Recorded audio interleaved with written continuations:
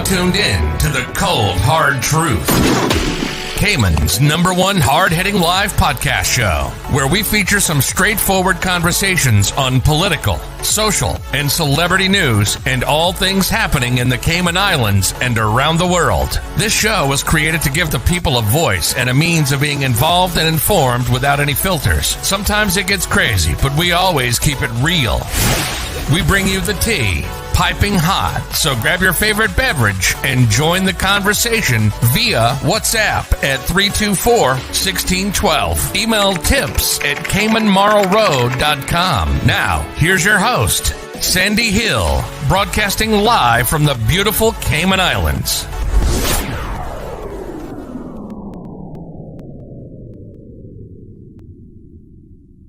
Miracle Brokers is back. That's right. We're fully reopened and back to work. Our agents are here to serve you with all of your packing and shipping needs. Need to move? Don't worry. Give us a call today. Collect a package, shipping around the world, or straight to Cayman? You got it. Give us a call on 949-5989. Collection by personalized appointment only, where our dedicated agents are on standby to personally assist you. Don't forget to wear your mask, maintain social distancing, and one person per appointment. Check us out at miraclebrokers.com today. Okay, good evening, everyone. Welcome to another segment of The Cold Hard Truth. How are you guys doing? Thank you all for tuning in. Really appreciate the love and support. Just a reminder, if you've got friends who are on social media, I feel like I'm a little bit too tall for the camera. I think I might need to adjust that up a bit. But just a quick reminder, if you've got friends who are on social or not on social media and they still want to watch the show, they can, because we go live on YouTube. Yes, this is, hold on one second, folks. I can see exactly what's going on. Need to adjust this camera up a little bit. There we go. I think my head was like being cut off, right? Much better, much better. I always have to adjust it when I'm standing versus sitting, and you know how it is. So yes, if you've got friends who you've been telling about the show and they want to log in, they want to join in, let them know that they can watch it on YouTube. Obviously, you don't require anything except type in youtube.com, and you can check us out, Cayman Mall Road. We've got a YouTube channel. You can go directly to our page or website, caymanmallroad.com, and there's a link there that says live show. And of course, right here on Facebook. So Wagwan, Rosanna, what's up? Evelyn, good evening, Orville. Trisha, Jake, you need to link me for your gift certificate. I think I'm waiting to hear from Jake, Odette, and one other person. You know who you are. You won last week. So please link me for your gift certificate so I can make sure that I get those to you. Karen, I've got your box. I'm supposed to take that to your mom and get that sorted out for you. So thank you guys so much for tuning in. We got a lot to talk about tonight. So good evening, Debbie. Let us just jump into the conversation knee deep, because there are some real shenanigans that have been going on. And it's unfortunate that I have to keep getting on here talking about companies, you know, day after day that are simply not the best companies in the world. And we kind of expect certain entities, like they come in here with a big name, like when you hear a Kimpton or a Margaritaville or, you know, Holiday Inn, those names have a certain reputation that comes behind it, right? So you want to believe that, okay, I'm working for a reputable company. This isn't little Mr. Joe Schmo down the street, Mr. Ebanks trying to run a bed and breakfast, and I'm likely to have issues with getting paid or issues with my pension. Like, you kind of expect that from smaller companies. And I was having this conversation earlier today with someone. We're talking about how smaller companies often get put through the ringer. You know, DCI, well, you got to make sure you got your license. Is it on display? You're paying your pension. You miss 1 or 2 pension payments, and they're on you like white on rice. Why are you missing your payments? You know, it's just crazy. Then you hear of stories where a company like Margaritaville is alleged to have not paid employee pensions for years. What? This is crazy. So let us break it down. Cecile, Thank you for tuning in. Lily, thank you so much. Grace is here for it. Keisha, good evening and thank you. And of course, Evelyn is here. So, how does this happen? Why does it happen? Why do we allow time and time again for these big entities who have no legitimate excuse to get away with not paying pensions, not paying insurance, not even paying their employees sometimes? How does that happen? All right. Well, let us start at the beginning. In early May, around the 6th of May, we received an email from someone. And that email, I've got it here. I think I printed it off. So I'm going to read this to you, and then we're going to kind of break it down based on the article that then went up on the website last night. So we were digging, when we get your emails, it's helpful if you send us evidence of what you say is alleged to be going on. Oh gosh, I don't even know where that email is. I might have to look it up in the computer. But yeah, it's helpful if you send us as much information as possible. Right now, we have a huge complaint with Scotiabank that we're looking into. So let me just search for this one, Margaritaville. And I must say that this is not the only complaint that we received. This was just the first one.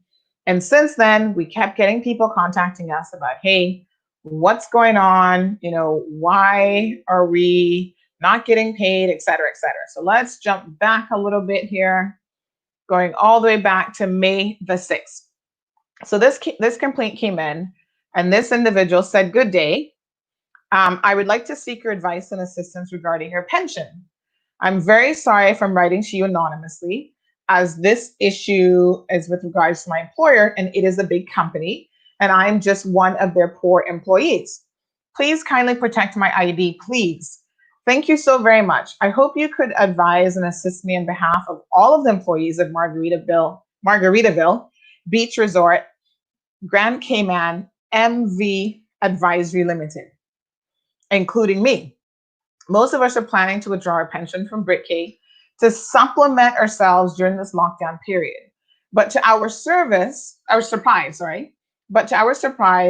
which most of us learned about after inquiring to BritK about the breakdown of our contributions, we found out that Margaritaville Beach Resort has not been depositing our pension contributions to BritK since March of 2019. But every payday, they deduct the pension contribution from our salary, and we have proof of that on our payslip. BritK also informed us that they are aware of Margaritaville's delinquency, as well as the Department of Labor and Pensions. We tried asking your HR, but they said that they didn't know why our pension was not deposited to BritK. Almost all of us are missing a huge amount of our contributions. Some of us have been in the company for 2 or 3 years, and Margaritaville only deposited their contribution for 4 months or less. From the start of the lockdown up until now, when all hotels and even small restaurants in Cayman were providing assistance to their staff, we did not get any form or type of assistance from Margaritaville. All of us felt very sad. We all felt that we were left behind by our company during this difficult time, but we understood the situation. Maybe we are not as big as DART or others. It was only the time when all of us started asking our management what is their next plan for us as staff that they started working on our severance pay, which they really have to comply because it is under strict government law. So is paying your pension, but let's carry on. We understand that our company may not have the resources to assist us during the lockdown, but for them to not deposit our pension and knowingly that they were continuously deducting it from our salary during payday, and now that all of us are hoping that our pension would have a big cushion with the impact of this lockdown on our daily lives and expenses, it saddens all of us. We are disappointed with our management and with our company. Thank you, and I hope your good office can provide some insight and some assistance in this matter. Thank you very much, and also on behalf of all the staff here at Margaritaville Beach Resort.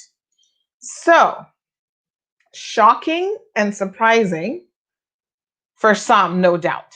Now, you guys remember there was a lawsuit some years ago with the manager, I think he might have been the former manager now, of Margaritaville, that he'd undertaken repairs there at the resort, and hadn't paid someone.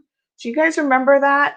I would have to go back in my archives, but I think we covered something about that on Cayman Mall Road. You guys can go and have a look. You know, the search options are very good on Cayman Mall Road. And we covered that, and I don't know what resolution was ever, brought about as a result of that. Did they get it sorted out? We also carried another story about Davina Bennett and her husband, I forget what his name is, being the manager, I guess one of the day-to-day managers at Margaritaville. So this was back in 2017. Margaritaville Beach Resort manager sued. Okay, and this was him being sued by Keys Construction and Management Limited, who said that they had carried out over $600,000 worth of work at the facility and had not been paid. So this was back in 2017.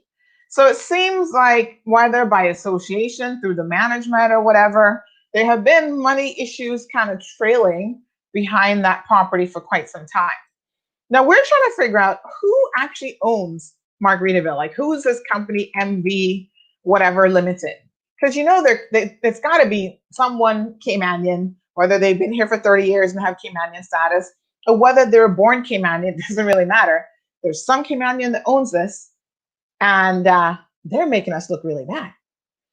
So, was I surprised when I saw this email? Not entirely. What is more shocking to me is how can you go for years without paying your pension and no one has held you accountable for that? Mind you, these pension companies are the same pension companies who you bat an eye as a small business and not pay your pension for 2 months, and they're emailing you, you've missed 2 months of payments. So how is it possible then that you could go a year, 2 years, or possibly even more without having paid your pension? Something stinks here. It just doesn't make any sense. So let us try to break it down, I suppose, as much as we can and figure out what's been going on.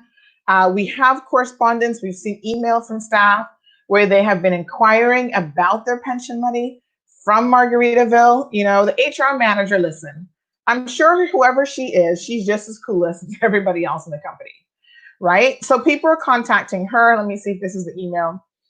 Saying, when is money going to be paid towards our pension? And this is the HR manager, Tanisha Campbell. No doubt they're using her as a pawn. In fact, she reached out to us earlier today and said, they want a contact number for you. Well, they should have her contact number because we've reached out to them by email, basically inquiring what's the deal here. And we have also reached out to Darren Law, who's supposed to be the general manager of the property, just yesterday by WhatsApp Messenger, because we have his WhatsApp number. So if we've messaged you, sir, that means that you have our number. You shouldn't be having your HR manager be played for a fool asking us for a number. You already have it, right? Receipts. We've messaged you, and we actually see that you have read the message and you've not replied.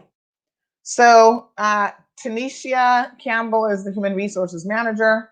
Unfortunately, she replied that she doesn't know what's going on. They're still working on it. How much working on it and how much time will you be requiring Margaritaville? At least a year for some people. And for some persons, they're saying they've been with the company 2 or 3 years and they only had a few months worth of pension payments. When you are taking money from someone else that is supposed to go into something like a pension fund, and the money is not going into that pension fund, that is theft. And I do not know for the life of me why the government doesn't call it what they call it. There's so many other fancy things that they try to trump up on people in terms of charges, right? So we get on this program and we speak the truth. And because we speak the truth on someone and their feelings are hurt, they run to the police, and it's called harassment. They drag us into court for annoying or harassing someone. Okay. I myself have entered into a contract with the Cayman Islands government for providing a service. They didn't hold up their end of the bargain. I put pressure on them that, you know what, you still owe that invoice. They dragged me to court. Oh, we're going to charge you with trying to defraud the government about some certificates. They lost their case because there was absolutely no merit to it. But what is this? Is this not theft? As creative as the DPP's office can get with charges, you cannot tell me that it's not about time that we start calling this what it is. If you take money from someone, and by law, you are obligated to put that money in a specific location, a pension fund, and you do not do so, you use it for other things, because obviously if you're deducting it and it's not going into the pension fund, it's going to pay your bills, to pay dividends to owners. I don't know what it's going to, but it's not going where it's supposed to by law. That is the very definition of theft. Why do we keep sugarcoating this situation with these companies and these pension violations and allow them time and time again to get away with it? Let me make it very clear. You take one company manager, one company owner to court for theft of pension money.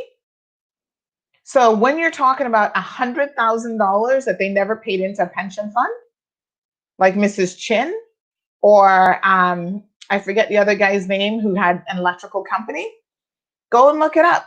When you start calling it theft and you send one person to jail, I am willing to bet my last dollar, a lot of these pension companies are going to shape up or ship out. Send them to jail. It is very, very simple. You start doing that instead of allowing them to go for years without having paid their pension funds, and you will then see a change in attitude and a change in how they are operating their businesses. Instead, we allow them to go in arrears beyond what is reasonable for years, to the point where how are they going to ever pay this back? I mean, how many employees do you think Margaritaville had? 200? 150? You do the math. All of the deductions that were made, that were taken out and not paid, plus what they were supposed to contribute, their 5%. I don't know how much money you're talking about exactly here, but I can tell you it is a lot. How are they going to pay that money back? Is this not a crazy situation? And the thing that most people do not know is your pension administrators, aka BritK, Fidelity, Silver Thatch, who else is there? Whoever they are, Chamber, they have a responsibility under the National Pensions Law to actually report in a timely fashion, because they're supposed to be doing monthly reports when these companies are in arrears. So then the question becomes, was the pension company doing their job? Was BritK doing their job and reporting these arrears to the DLP as required by law? And if they're not doing so, there are also penalties in the law for them. So they need to be held accountable. And finally, has the DLP been doing their job? They say they know about it. Well, how long have you known about it? Why are you guys giving time and time again these companies and these organizations the opportunity to get so far in the financial hole that it is almost impossible to pay people back? This Teresa Chin from 123 Travels, or whatever her business was called, right? Same thing with pensions, over $100,000. She goes to court and says, well, it's going to take me 25 years to pay this money back. Say what? Because now you need a payment plan, and come up with some ridiculous offer of paying back $500 a month on 100,000 plus that's owed to people. How can that be right? It isn't. It's against the law. But there's something wrong with the law when there seems to be little enforcement at the earliest possible stages, and they are allowing this to continue until it has just gone too far. Do you guys remember when Lonnie Tibbetts was director of the Department of Labor and Pensions? One of the things that he used to do, which I thought was very effective, is he would publicly name all of the companies that were in arrears for their pensions. And you know what that did? It certainly named and shamed them if they have any shame. Most of them simply do not. But it also put the general public on notice. 6 months ago, a year ago, if you were in the tourism industry and you were looking for a job, and you could go to a website and see what tourist companies, including Margaritaville, have not been paying their pension funds, would you have not said, I'm not going to go work for that company? They've been arrears for years. Why would I go work for them to have my pension money taken and stolen from me and then have no recourse and have to wait 25 years to get my money back? I mean, there will literally be people who have worked for them who have died within the time period that some of these people are given in which to pay this money back. And it's unacceptable, folks. It's just, listen, the DLP needs to get it together. The politicians need to put more stringent laws in place. And I think the DPP's office, the Director of Public Prosecutions, needs to start considering the option of actually charging these people with theft, because that is precisely what this is. There's no other way that you can cut this. If you take money from someone and you're supposed to do a certain thing with it and you do not, and you are depriving them of the benefit that they would have accrued in their pension plan from having that money invested, from maybe a little interest or whatever, that, folks, is wrong on all levels. It is illegal, and it is tantamount, in my opinion, to stealing people's money. When will we say enough is enough? Politicians. Let's start with the premier, Alden McLaughlin. When will we say enough is enough with these rogue businesses? It's like any other bill that you have. Minister of Tourism, Moses Kirkernel. When will we say enough is enough? Juliana O'Connor Conley. When will we say enough is enough with these companies?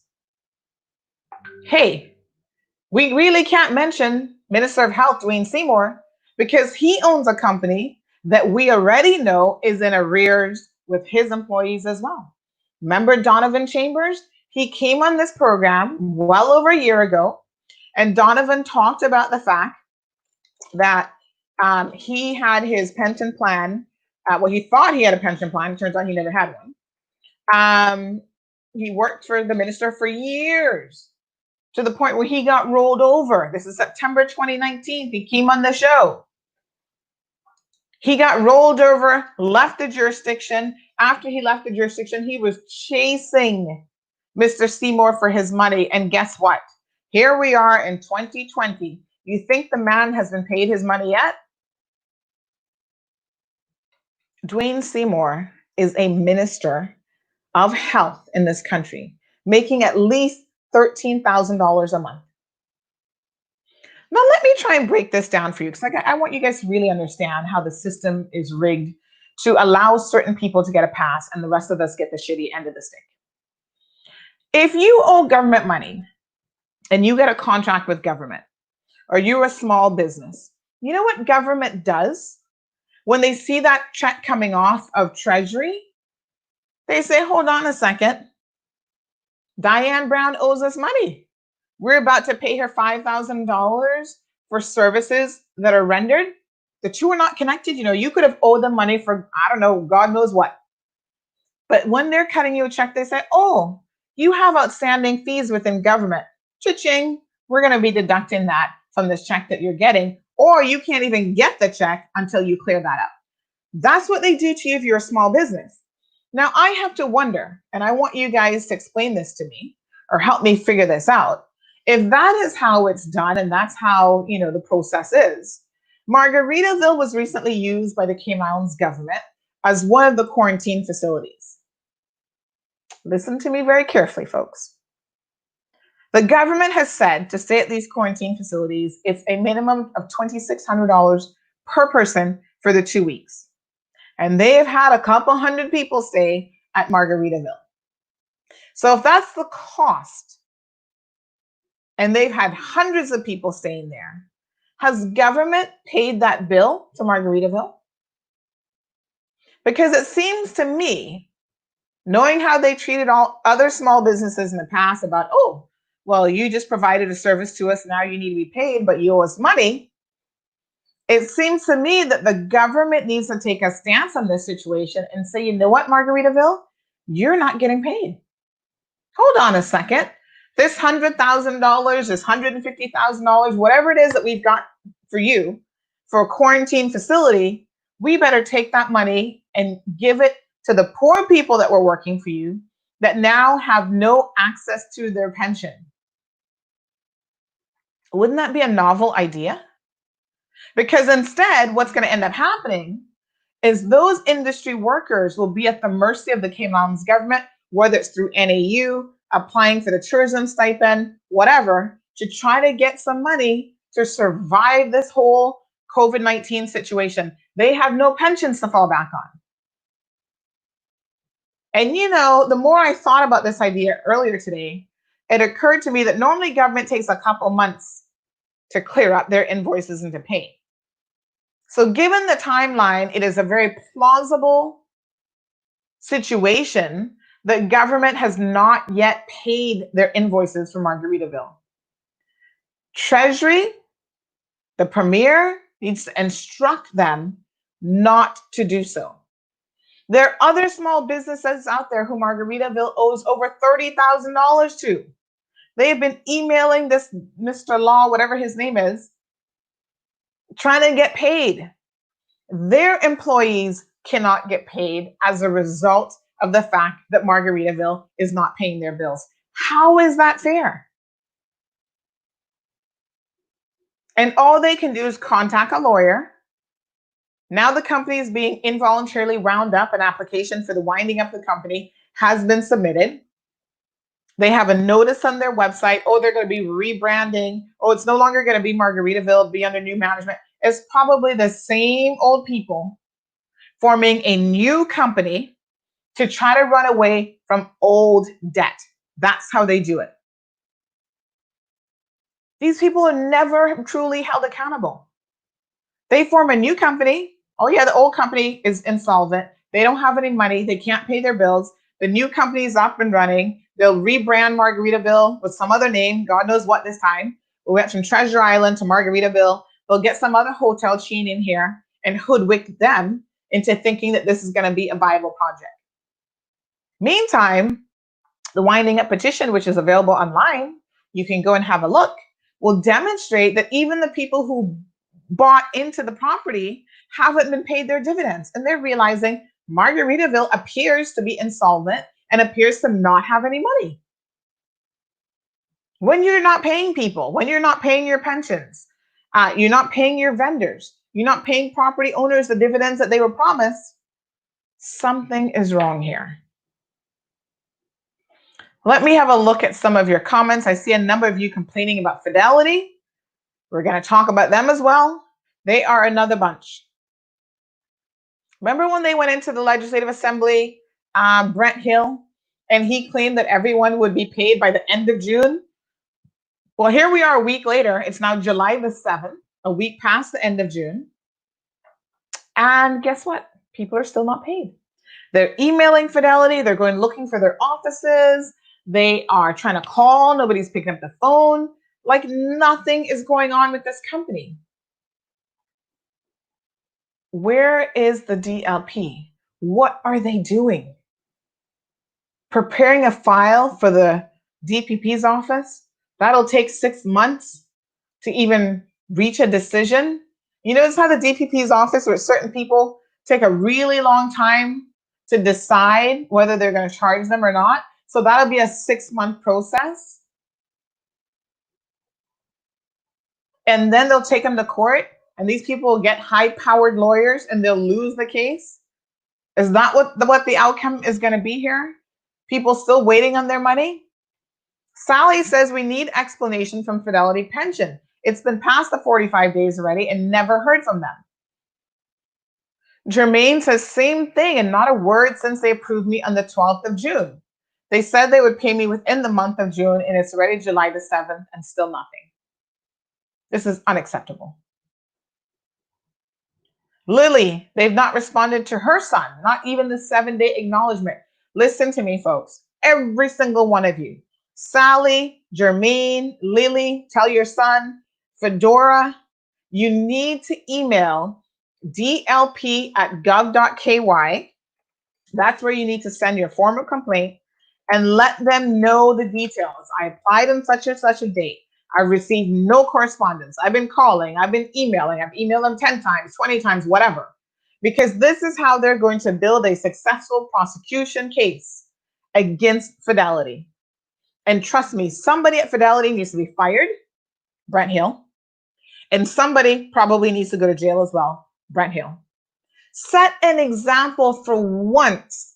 The legislation was very, very clear. Instead of allowing people to get away with things just because they have money and they have a certain position. Oh, I'm CEO of the bank. I'm CEO of Fidelity Pensions. I don't care if you're CEO of the toilet seat. The law should apply to you equally as it does everyone else in this country. And if the rest of us had breached to the extent that this law has been breached, all of those provisions, you would better believe that we would be looking at some jail time. But these people get a pass. Fedora, so somebody needs to take action. Well, that somebody is the Department of Labor and Pensions. And so if they don't do it, when that is what their job is, that is what their remit is, that's what the law says they should do, then what's going to happen? Okay, they're going to prepare the files, send them over to the DPP's office, and then the DPP's office, knowing them, will probably decide, oh, well, this isn't in the best interest of the country to charge these people. And so the charges are going to just disappear. And if they decide to take it to court, right, they'll probably put their worst lawyer on it. They're not going to send their half-decent lawyers like they would to come after me or you for the most minor of infractions. Oh, they spend a lot of resources preparing cases, digging, and it's like, what is really going on here? Elizabeth Moya, buenas noches. Debbie says in necktie and well-ironed shirt, it's called something else. Me or someone else, it's theft. Exactly. These white-collar criminals, as they call them. It just is unacceptable. The law was actually very crystal clear. And not only was it crystal clear, but it was crystal clear that there would be consequences to your actions. That's why Mr. Brent Hill could joke about, oh yeah, I'm probably going to end up having to go to jail for, 3,000 days or whatever. It's not funny. It's not a joke, and it's not funny to the people who actually need their money.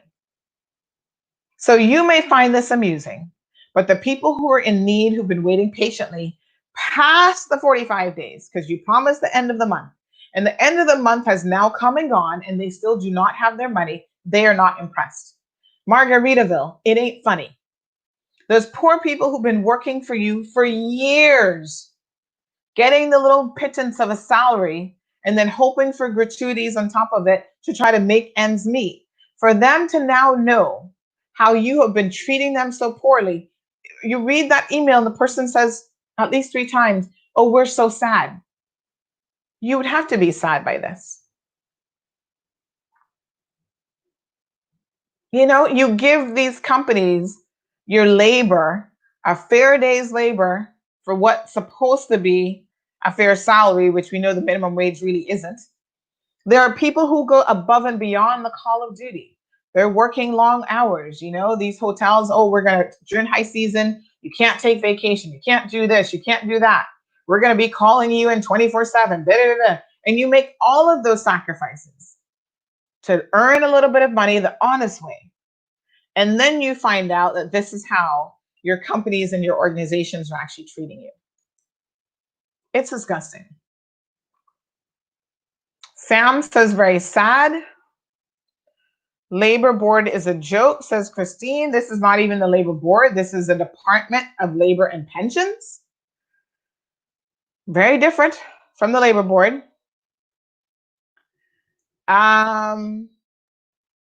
Bertha says, oh my gosh, the poor employees, so sad. Government needs to take away the hotel and put it up for sale and pay off everyone. It is so sad. Lily says, Christine, I'm telling you, I went with a girl. They asked for every single pay stub and nothing was done. I'm not sure what that was in relation to. Fedora, I've sent Fidelity 8 emails, 1 phone call, and nothing, not even to tell me if mine is approved. Louisa, you're right. No enforcement. Hi, Runika. Keisha, this is beyond crazy. And I dare say that the Cayman Islands is one of the few places in the world that I think people can get away with this with such little consequences in return. Fancy Face says, no wonder why they're still collecting pension from their employees.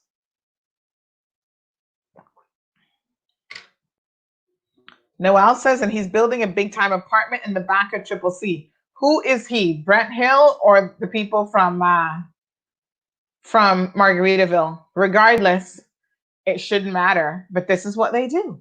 They're living the high life. They're not hurting.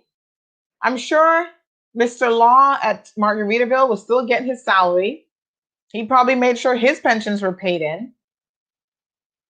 And nobody else had that. It's not even a benefit. It is the bare minimum that is required by the legislation in the Cayman Islands. Magdalene agrees. Yes, why not take the money from them? Sounds like sense to me. And this is where government needs to now send a very clear message. You are a vendor and we owe you money, but hold up. You haven't been paying your own vendors. You've not been paying your lawful obligations. That money we owe you is an asset. I wouldn't relinquish that to Margaritaville so quickly because the right people who should be getting it are not going to get it. And Louisa says, yes, that is what they do all the time. Keep changing the name and people are no smarter. Here's the notice that they put up on their website saying that they close on March the 22nd due to COVID-19. The property owners intend to reopen on October the 31st. However, the resort will reopen as Margaritaville, as the Margaritaville Resort. The resort will reopen under a branded name, a new branded name. God only knows who they're trying to connive now. And if you need assistance with pending reservations, look at what they're worried about. Pending reservations. How about if you need assistance with your pension money? Can we email this reservation number? Can we email this GC assistance at Margaritaville? We've emailed them both and gotten no response. And you know, the Margaritaville brand is a worldwide brand. They've got branches all over the place. I wonder how much they know about this situation and what has happened. This is tainting their name. They should sue them for that too. Of course, we know it's going to be a futile exercise because it's not like they've got any money. They'd be suing them on a matter of principle alone. Darbreen says, I heard today they gone bankrupt. Who's gone bankrupt? Well, listen, if we're talking about Margaritaville, the court documents are there. And I would encourage you, let me just see if I can pull them up. You know, it's like a 60-something page document here, folks. It is a long document. And essentially what it says is that, again, people who are bought into this Margaritaville property, they've got all kind of contracts and stuff that they've signed.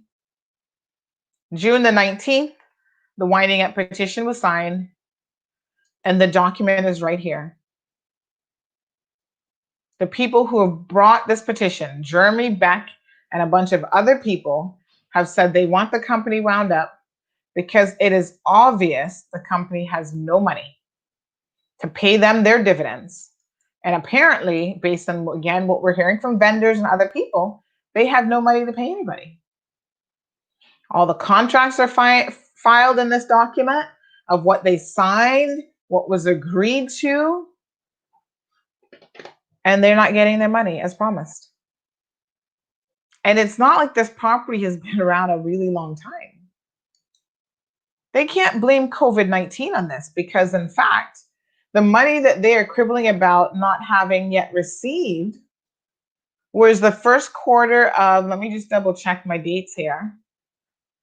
So it had nothing to do with COVID-19. So don't make them fool you and say, oh, well, COVID-19 has caused all sorts of issues for us. No, you had issues before COVID-19.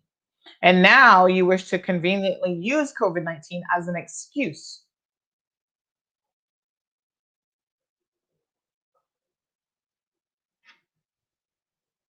Cece says, oh, now my friend not get her money. Fidelity stink like. Louisa agrees that an example should be set. Someone else here, sorry, the name's in Arabic, but she says, so they're saying that checks are ready. Phone calls were made out to customers. Some people still haven't received a phone call. I'm guessing they're using this whole week or two to be calling. Sounds like an excuse to me.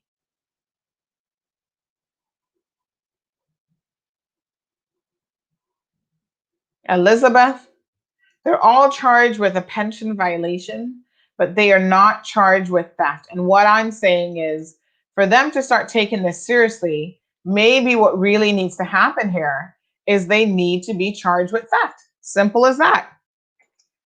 Let us stop sugarcoating this situation. Call a spade a spade. If you're stealing money from people, if you're taking money out of their paycheck and you are not paying it into the respective areas that it should go into, that is theft. There's no other way to slice it. And the people deserve better than this. This is just disgusting. But this is precisely what is happening, folks. Beulah, good evening.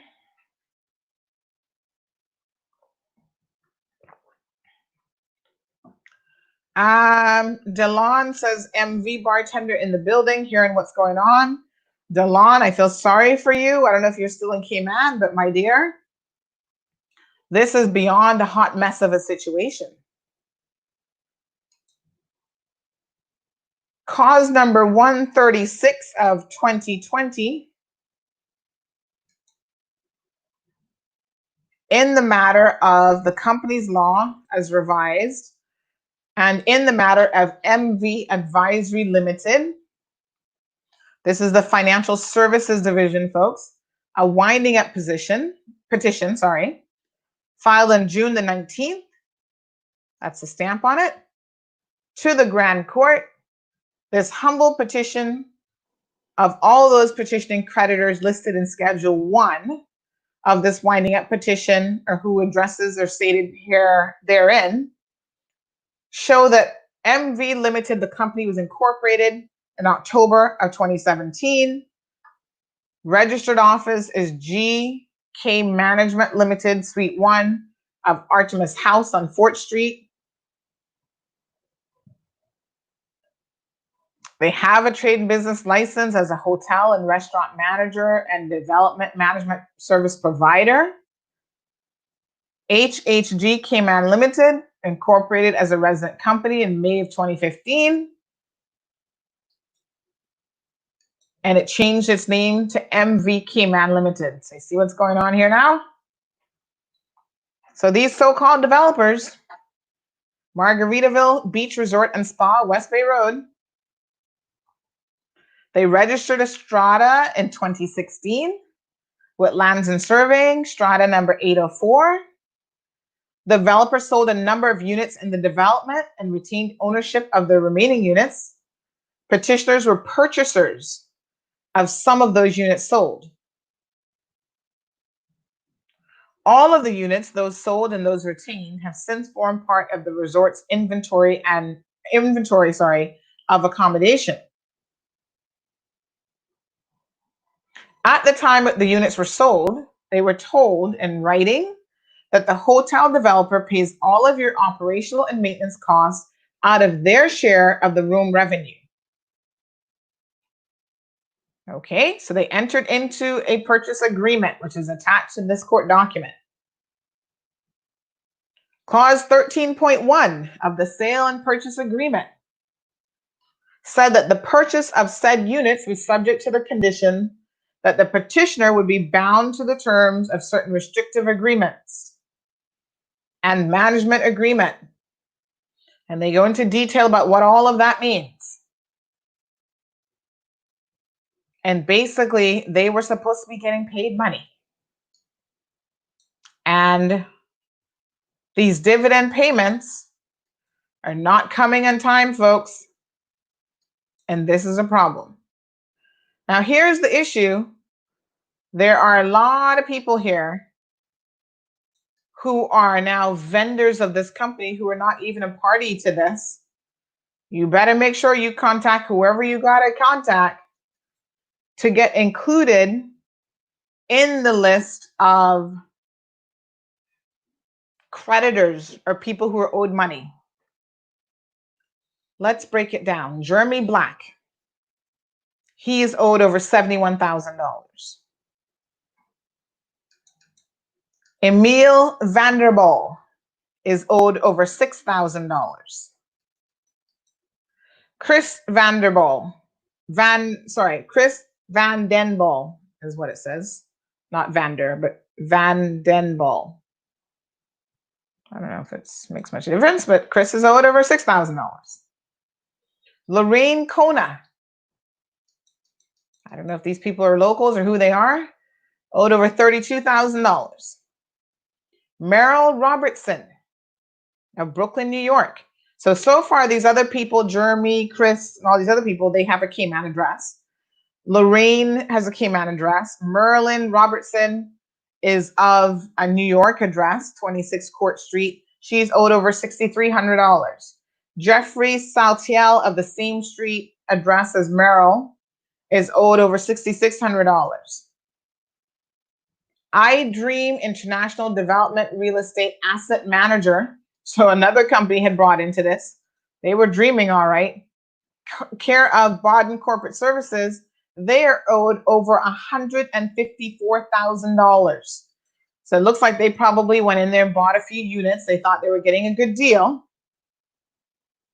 Parham Cayman Properties Limited, another property company, Care of Baden Corporate Services, they're owed over $53,000. Shrey Supri Real Estate Limited, they're owed over $689 plus. Over $500,000. Perpetual Breezes, they're owed over $8,000. Gabrielle Schwartz of Denver, Colorado, she's owed over $6,400. Christopher Kearney and Grace Kearney are owed over $19,000. Wow. Let me see who else is on the list. Just trying to scroll down the list here, folks. And so that's just the tip of the iceberg. So when you see this and you're owed $30,000 and you're a local company, you kind of get the sense and the understanding that, chances are of you getting that money back are pretty slim. These people, the ones who put in the winding up petition, they're going to be first in line. What's going to happen? This is like, you do the math. I mean, this is a lot of money. This is at least $1 million right here. If they can't pay that, how are they going to be paying pension or anything else for their employees? I do not see it happening. So I'm trying to figure out how this works and what exactly is going to be the process. It's disgusting. There are too many rogue companies around here that are allowed to do this sort of thing with no real repercussions in place.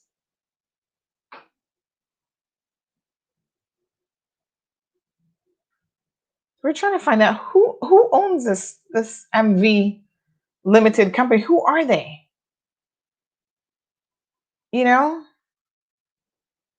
they're going to be moving on, changing the company name, setting up a new company, and starting all over again. And no one is going to be the wiser. They will get new investors, new purchasers of those units that are absolutely no good to anyone.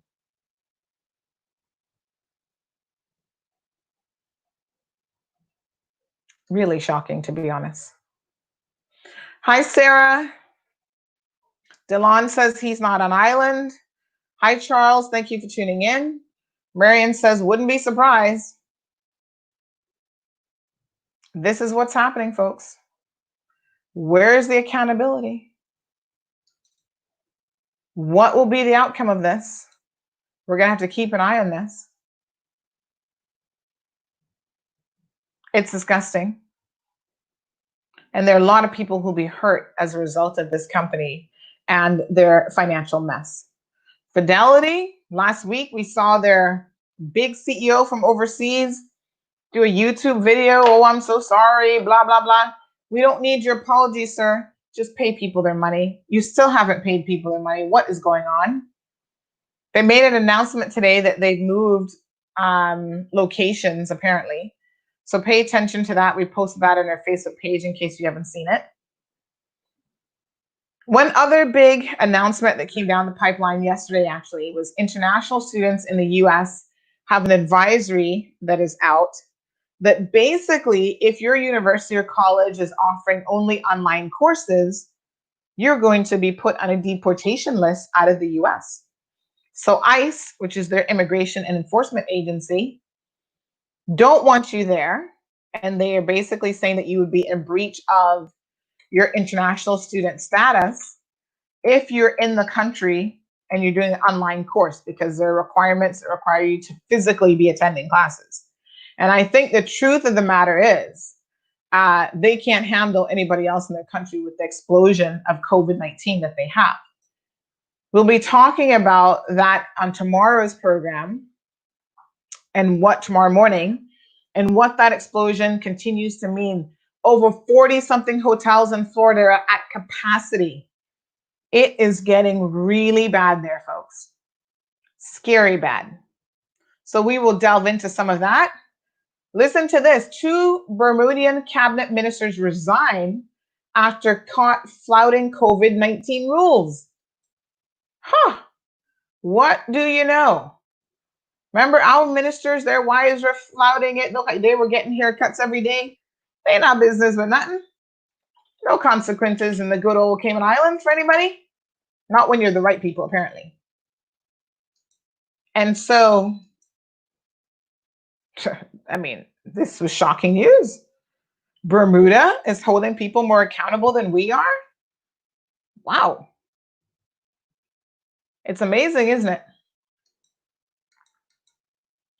Truly amazing. But here in the Cayman Islands, if you're the right person, you're connected in the right way, the rules do not apply to you, apparently. They apply to everyone else. They're willing to ruin people's good names over shenanigans and charges. Unbelievable. So if you are an international student and you are going back to the US for the fall, I would strongly suggest that you contact your university, because a lot of the universities there are saying, hold on, we will not be holding classes in person because the mess that it's creating, COVID-19 that is going to be a long-term situation. And as a result of that, we are not prepared to hold in-person classes. So everything will be moving online, which is understandable. And so as a result of that, moving it to online, the US is saying, their immigration enforcement is saying, hold on a second, you can't come here. And if you're already here, you need to make arrangements to leave. So a lot of you I know are getting ready now to return. You're planning, which I don't know what, listen, I don't get this. I don't know what sensible parent or what sensible, even young adult would be thinking that it is a good idea to go into the US or to go even to Europe right now, to go into the UK. The UK has had an explosion of cases. I think they have now the highest death rate in Europe, in the UK. Why are you sending your children into that situation? And then when they get stuck, here's exactly what's going to happen. They go there and they see how bad it is. And you know, Cayman children can't take much stress. They're going to be calling you, oh, mommy, daddy, oh my God, this place is crazy. Everybody getting coronavirus. I won't come home. Then you are run to Alden and put undue pressure on the government, as ridiculous as they can be. You're going to put undue pressure on them. Oh, well, we need to bring our Caymanians home. It's not fair, boy. You know, you got to kill our Caymanian students and we're not going to vote for you ever again. As voters, as constituents in our different districts, we need to start having a little bit of common sense. Why are you preparing to send your children anywhere? Even if you have to pull them out of university, even if their university is not offering any online courses for an entire semester until this COVID situation calms down, you're potentially saving their life. Does it really matter if they miss a university semester? You know what I'm saying? As parents, do not put your children in harm's way. This thing is rampant. But, you know, here in Cayman, we have such blind people. Well, we're doing good. You know, we got 60,000 people. Nobody really died yet. Nobody hardly get it. You have on blinders. I had someone yesterday I was speaking with. She's an American living on one of our islands. Oh, yeah, this whole COVID thing is going to disappear after the elections. Watch and see. Because everybody who's a Trump supporter thinks now, because his numbers are so piss poor, that this is some conspiracy against him. You're going to infect the entire world, pushing now how many millions of infections with this deadly virus that is claiming people's lives left, right, and center. You're going to infect the world with this, all because it is some grand conspiracy against President Trump. That makes so much sense. It is so logical.